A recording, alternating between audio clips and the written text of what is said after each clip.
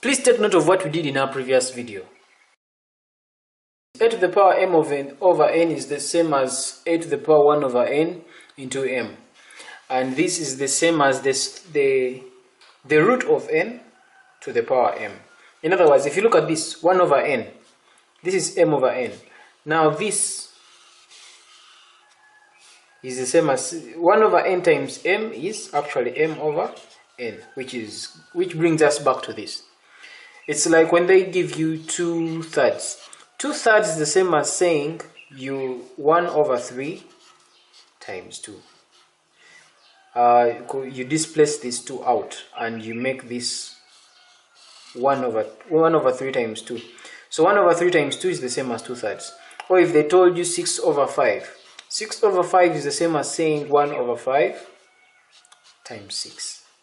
So our interest here is to create a fraction that is having 1 as the numerator. And that's what we are doing here. That m over n is the same as 1 over n times m. We are interested in this fraction that is having the 1. Because any number to the power 1 over n is equivalent to the root of that number n. For example, if we are saying that if it is a number, let's call it 2 to the power a half. This is the same as the square root of 2. If it is 3 to the power quarter, this is the same as the fourth root of 3. If it is 6 to the power 1 over 5, it means it is equivalent to as the fifth root of 6. That is what this means, 1 over n. So here we have a to the power the root of n. N can be any number, of course not 0. Then all this is to the power m. And this is the interpretation of that. From that previous clip from our previous video, we said we can convert this back to the fractional indices. So it means this is going to become 2. Since it is the third root, so it's going to be 2 to the power a third. And this whole thing is times to the power negative 2. Multiply that by a root of 6, which is, it means this is 8 to the power 1 over 6. And this whole thing is multiplied by negative 1 times negative 1. All this is divided by root of 32. Now, third root of 32 means it's 32 to the power 1 over 3.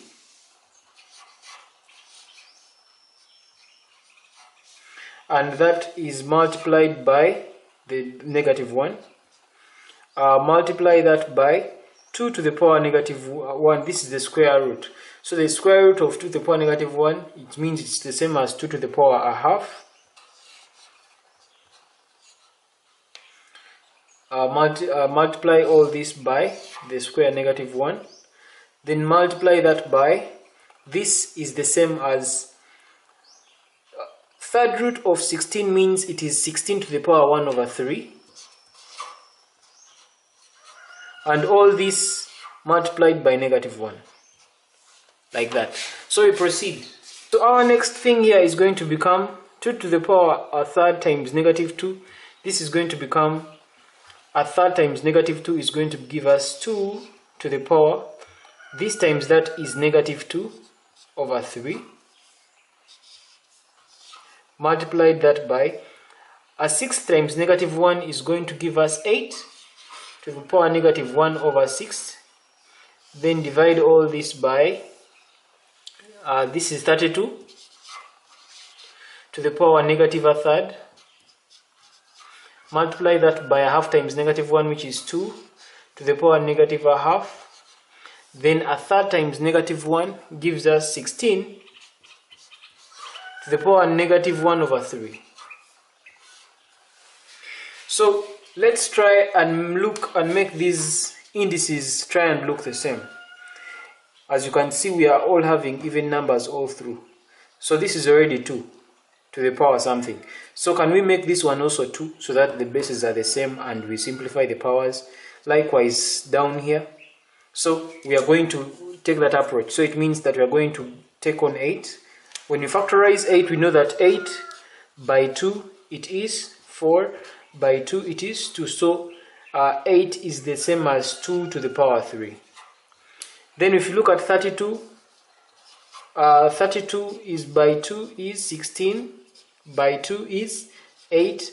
Divide that by 2, you get 4, by 2 you get 2. So 32 is 1, 2, 3, 4, 5. 32 is the same as 2 to the power 5. If you look at 16, same story. By 2 you get 2, you get 8. By 2 you get 4, by 2 you get 2. So 16 is the same as 2 to the power 4. So we are going to replace these numbers with these. So it means if you look at this, this is going to become 2 to the power negative 2 thirds.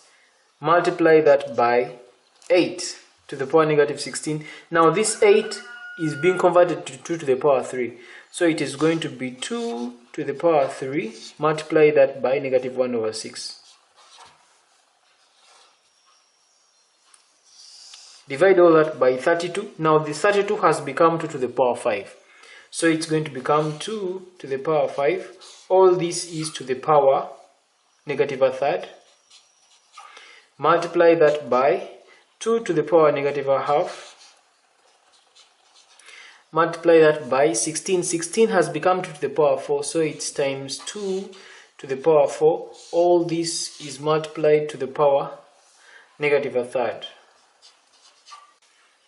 So our next step is going to become 2 to the power negative 2 thirds. Multiply that by 2 to the power. Now this is 3 times negative 1 over 6. 3 times negative 1 over 6 is going to give us 1, negative 1 over 2. All that is divided by 2 to the power 2 to the power 5 times negative 1 over 3 is the same as negative 5 over 3. Multiply that by 2 to the power negative a half.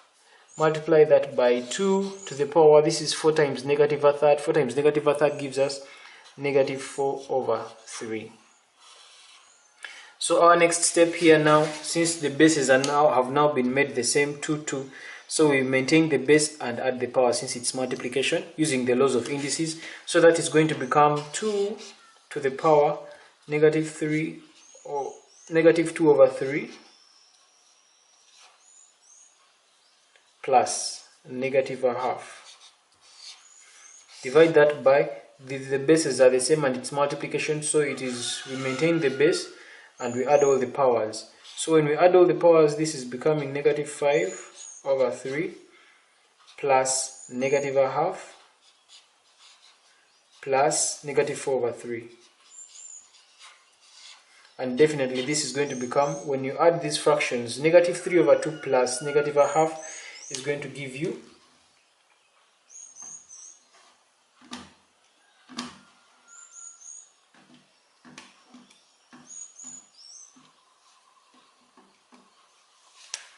this is 2 to the power negative 7 over 6. Divide all that by, this is 2 to the power negative 7 over 2. Now if you look at this, this is 2 to the power negative 7 over 6 and this is 2 to the power negative 7 over 2. This is division of indices. You're dividing two indices that are having the same base. So it means that we're going to go ahead and maintain the same base and subtract these powers. So that becomes maintaining the same base to the power, subtract the powers, negative 7 over 6 minus negative 7 over 2. Of course, this is going to become 2 to the power negative 7 over 6. This minus minus becomes a positive plus 7 over 2.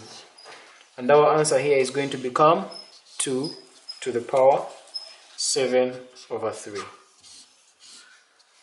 As simple as that. This brings us to the end of this video. Thanks for tuning in. For more of these videos, I encourage you to subscribe to this channel. Otherwise, don't forget to hit that like button. Coming up next is more of these. Stay tuned. For Kisembo Academy, this is Anuranga Kuramya.